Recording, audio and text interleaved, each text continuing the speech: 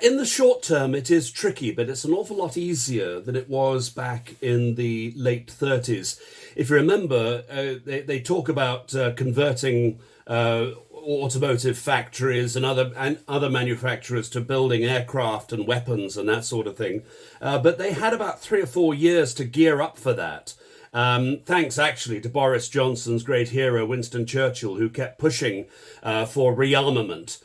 We're now starting from scratch. But having said that, the technology available today, such as 3D printing, means that you can literally send a computer file over to a company that has the right facilities and the right machinery, and they can start turning out parts.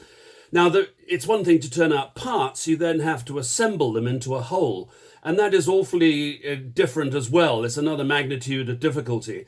But having said that, companies like Vauxhall, which is part of the French PSA group, they're closing down their production lines because they're sending workers home as part of the anti-coronavirus campaign. So they actually have capacity to start switching to building these things.